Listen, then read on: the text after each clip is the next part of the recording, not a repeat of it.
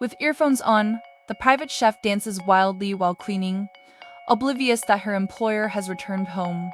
Simultaneously, Ferit is so engrossed in drinking water that he fails to notice the new presence, casually stripping off his designer clothes and walking around shirtless. After taking a shower, he heads back to the kitchen when a loud bang erupts from the living room. Thinking it's a burglar, he grabs a knife and creeps forward. Meanwhile, Nazli hears the commotion, dismantling a telescope as a weapon to defend herself. The two circle the wall for minutes, each trying to catch the intruder until they collide. However, this isn't some cheesy love at first sight moment, more like two cats hissing at each other the first time they meet. Despite being a charming and inscrutable businessman, Ferit isn't universally adored, all because of his perfectionism and eccentric quirks. A cleaner was fired simply for failing to align all table lamps at the exact same horizontal level. Nazli, a third-year culinary student, shares a flat with her younger sister and best friend but struggles to pay rent. One day, upon hearing that a billionaire is offering a high salary for a private chef, she excitedly goes to interview with his secretary, who lists the eccentric rules. First, the 3 daily meals must be strictly prepared according to the menu. No improvisation allowed. Second, all tableware must be returned to its original position after use, even spice bottles. Finally, you must leave immediately after cooking, and cannot linger or enter other rooms. Otherwise, you'll become the 5th chef fired this month. Despite the numerous demands, Nazli is willing to accept them all as long as the pay is good. After cooking, she thoughtfully leaves a sticky note with tips on the optimal way to enjoy the meal. Because she thinks her fussy employer is an old man, just trying to make his meal easier. Little does she know, he's actually a young, handsome real estate tycoon. When Ferit gets home, the dust on the table and the sticky note plastered to his oven sent his OCD into overdrive. He immediately calls his secretary to fire both the chef and the cleaner tomorrow. But the moment he takes a bite of Nazli's cooking, he changes his mind. He's never had food that hits the spot like this. He tells the secretary to keep the chef. Just make sure she stops leaving sticky notes. The cleaner, however, must go. The next day, Nazli shows up for work as usual, only to get a warning from the secretary about leaving sticky notes. But she ignores it, still leaving a note to remind the employer. Pasta sauce is in the fridge. Don't forget to pour it on before eating. Thankfully, not everyone is as cold or uncommunicative as Ferit. Ferit's sister's son, that is to say, his nephew Bulut, really likes this vibrant young woman. He takes the initiative to pester Nazli to play with him and help her clean up. On the contrary, Ferit does not comply with her wishes. He not only throws all her sticky notes into the trash, but also moves all the seasoning bottles and tableware she has arranged. Ferit acts like he's ignoring her notes, but he secretly follows every tip, only to complain that she's not following his rules in the end. Nazli gets so angry that she buys a lot of balloons and writes messages on them. These garbage drives the new cleaner crazy. She yells that the family is crazy and quits on the spot. Taking the opportunity, Nazli offers to work as a part-time cleaner to the secretary. The secretary has no choice but to agree and gives her a raise because she can't find anyone else. At a wealthy people's party, Nazli and her best friend come to work as waitresses. Dennis is instantly drawn to Nazli's vibrant energy and asks for her phone number. She makes excuses to decline, not wanting to get involved with the rich crowd. But her friend plays wingwoman, directly inputting Nazli's digits into Dennis' phone. While serving drinks, Nazli's bracelet snags on Ferit's cuff.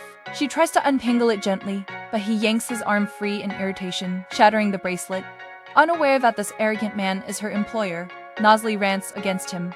In contrast, while Nazli argues for justice and pride, her friend abandons such principles, focusing solely on extorting compensation as tangible restitution. This whole mess plants a lousy first impression of each other in their minds. The next day, after a thrilling attempt to catch the thief, Ferit finally realizes Nazli is the jarabellious cook. Nazli apologizes humbly to him for fear of losing her job. For the sake of her good cooking, he doesn't take it personally and tells her to leave as soon as she's finished her work. Ever since learning Nazli works at his uncle's house, Bulut has been coming over almost daily to play. The two dive into a pillow fight in the living room, sending feathers exploding from torn seams. They float like snow over the marble floors. Stick to the chandelier. To keep the child away from electronics, Nazli sets up a small tent in the garden for a camping experience. When Ferit returns to find the house in disarray, he flares up. Instead of losing his temper with his beloved nephew, he scolds Nazli severely. Bulu feels terrible seeing this and comforts Nazli, saying, "My uncle may be grumpy sometimes, but he's a really good person." Nazli begins to change her impression when she sees how patient he is with his nephew. In the evening, Nazli serves them a healthy meal and prepares to go home. Bulu warmly invites her to sit down and have dinner with them. Although Ferit isn't keen on the idea, he dotes on his nephew so much that he approves. The little guy seems to think that since his uncle has been single for too long, rather than having his uncle find a stranger as an aunt, he might as well choose a favorite aunt himself. At Bullet's insistence, they watch an outdoor movie in the garden after dinner, like a loving family. When the little one goes to the bathroom, he warns his uncle. Witnessing how much his nephew adores Nazli, Ferit warms to her considerably and even takes the initiative to ask why she chose to learn cooking.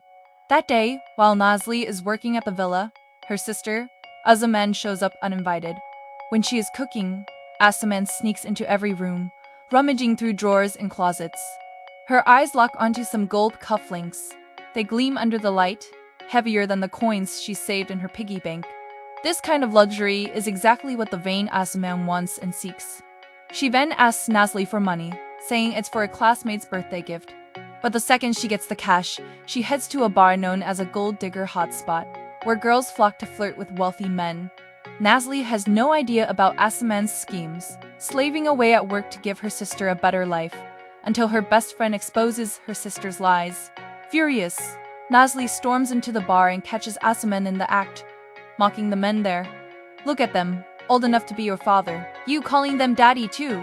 Her words send the men scurrying, torpedoing Asaman's plan to land a wealthy partner. On her way out, Nazli accidentally bumps into Ferit's cousin, not realizing that it almost ruined her reputation. A broke college student who can't even afford rent appears at the Turkey-Japan summit, where the wealthy gather, wearing a formal gown. Ferit is shocked and asks what she's doing here. Nazli retorts that this isn't a kitchen, so he's not qualified to boss her around or give her orders. It turns out that Nazli is deeply interested in Japanese culture and has even taken Japanese as an elective. Therefore, upon hearing about this Japanese language summit, she couldn't wait to attend. However, she isn't the only unexpected guest. How could Ferit's competitor let go of this golden opportunity to make money? While Ferit is chatting happily with a Japanese client, the competitor interrupts them face to face, attempting to steal the client.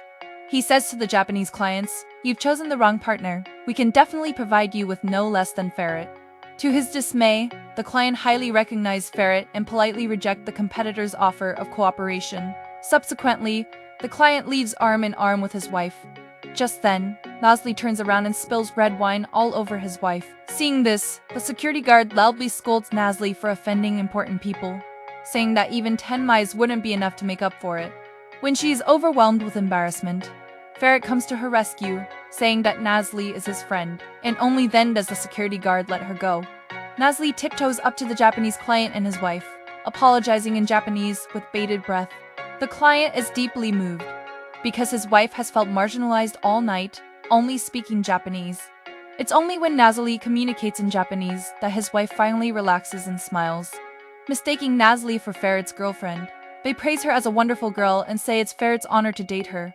Naive Nazli squirms with embarrassment, but Ferit doesn't bat an eye as he invites her to dance, using the opportunity to curry favor with the client.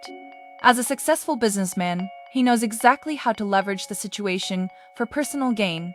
Later, Ferit takes the client and Nazli to his home for a drink. Nazli's humor has the client roaring with laughter, and his wife grows so fond of her that she invites them to view cherry blossoms in Japan. Nazli is overjoyed, for she's experiencing Japanese culture firsthand, not just through textbooks. After the client leaves, drunk Nazli plucks up the courage to criticize Ferit face to face, saying he's too rule-abiding and boring. Instead of getting angry, Ferit offers his shoulder for her to lean on and compliments the jasmine fragrance on her. Startled, Nazli sobers up halfway, realizes she's crossed the line and plans to leave. But then Ferit asks her to stay here tonight. "Stop pretending to be innocent. You first approached me as a cook, then hit on me again and again at parties. Don't you just want to be with me?" It turns out that during the earlier meeting, Ferit's cousin recognized Nazli as the woman who bumped into him at the bar. He told Ferit that Nazli was wearing a sexy dress and flirting with a group of old men there last night, leading Ferit to mistakenly think she's a gold digger. Ayo girl wakes up in a 1,000-square-foot seaside villa after a drunken night. When she flings back the duvet and sees she's naked, she freezes mid-motion, eyes bulging. Nazli immediately calls her best friend for help. The bestie gets a big scoop and tells her to act as if nothing happened and try to get information from Ferit. Nazli has to muster up the courage to greet Ferit while twirling her hair. Ferit can see right through her misunderstanding and explains that they didn't sleep together. It turns out that after Ferit mocked her for being a calculating gold digger last night, Nazli exploded with rage. She had a bad stomachache, vomited all over herself, and got wet by the shower head. Ferit had to carry her to his bed. After taking off her dirty dress through the quilt, he went to sleep on the sofa himself. Nazli recalls the incident and accuses Ferit of being a shameless, nasty man. However, Ferit doesn't admit his mistake and retorts, "If you want to find a rich husband, I'm not your best choice." This cuts to the core of Nazli's dignity. Heartbroken and insulted, she quits on the spot, vowing never see him again. The next day, while Nazli is still moping, Dennis calls and invites her to volunteer at an animal rescue shelter. Nazli forgets all her worries as she cuddles kittens and feeds strays, a genuine smile lighting up her face. Dennis watches, spellbound. Each laugh that escapes her lips makes his heart pound faster. In the evenings, they walk down to the beach and talk about daily topics and their ideals. Dennis pulls her to a bustling taco truck, laughing as they share a greasy burrito wrapped in aluminum foil. Then he drags her into the middle of a street, hips swaying to the blaring salsa music. Every beat banishes Nazli's blues, her laughter mixing with the crowd's cheers. Back at home, Nazli vents to her best friend about the stark contrast between Ferit and Dennis. Despite their wealth, if I ask Ferit to try street food, she scoffs. He'd probably send it to a lab for hygiene testing. Yet Ferit isn't the villain she makes him out to be. He's just painfully awkward at showing affection. Ever since Nazli quit her job, Ferit always thinks back to the things she said about him. After a few days of reflection, he thinks he did go too far and sends her an apology. However, Nazli doesn't accept the apology from this proud and arrogant devil. She replies in her own Japanese language, calling him an idiot. His overture rebuffed, Ferit feels his heart turn to ice. At work, Ferit wears a constant scowl every day. His sister asks him jokingly if he's fallen out of love, but Ferit tells her to drop the subject and focus on how to deal with their competitors instead. However, his sister and brother-in-law know full well that he's stubbornly refusing to admit the truth. How could they not see that he's troubled by that cook? The next day, Nazli receives a call from Ferit's sister. She invites Nazli to dinner tonight to show her appreciation for taking care of her son. Although Nazli initially tries to politely decline, little Bula keeps shouting over the phone and begging her to come, so she finally gives in.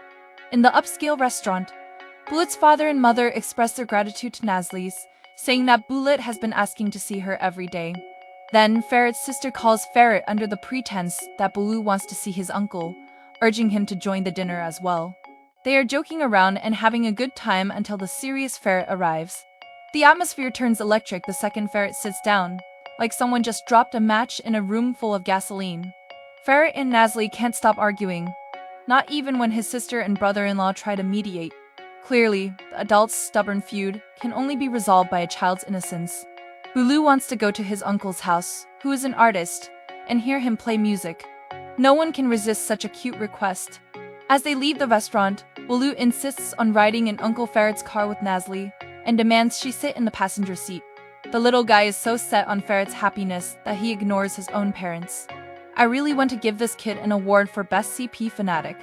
To Nazli's surprise, Dennis answers the door when they arrive.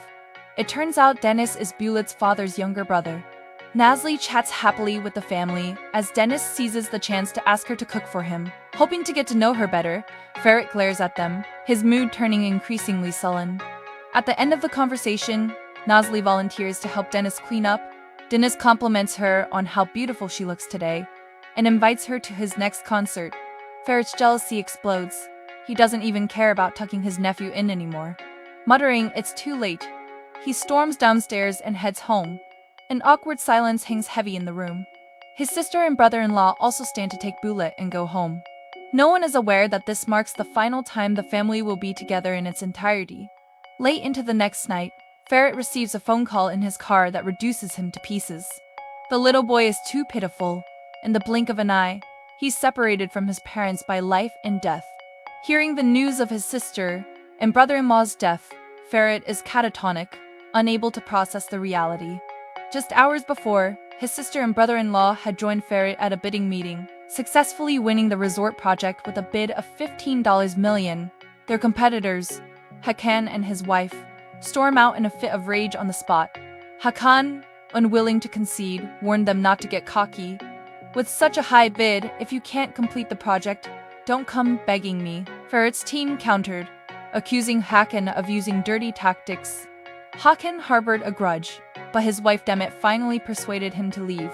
While they were drowned in jubilation, no one could have foreseen that his sister and brother-in-law were meeting a car accident at the very same moment. Thankfully, Bulut, who was sitting in the back seat, survived with minor injuries. However, the psychological trauma he suffered would not heal easily. The next day, Nazli learns the shattering news of Bulut's parents' death from the news. Overwhelmed with grief, she arrives at the funeral and takes Dennis' hand in comfort, murmuring condolences. When facing Ferit, she only offers perfunctory condolences out of politeness. To everyone's astonishment, rivals Hakan and Demet also come to pay their respects. It turns out Demet is Denis' biological sister, the younger sister of Bulut's father. Years ago, she married Hakan against her father's wishes and was thrown out of the family. Hakan and Demet then started their own company to compete with them. 15 days slip by in a blur. In the hospital, Bulut refuses to eat, no matter how much they try to soothe him. He clamors to go home, unwilling to stay in the hospital. Everyone is at a loss and don't know what to do, consumed by their own sorrows. Until he sees Nazli, the boy's facade of strength crumbles instantly. Nazli brings him homemade cookies, and as Bulut eats, he weeps bitterly, wailing that he has no mommy or daddy anymore. This is Maroon Recap. Check out my homepage, and you'll see more recaps of Full Moon. I'm hastening to write and edit the next recap, so feel free to leave a comment and share your thoughts. Please don't forget to like and subscribe to our channel.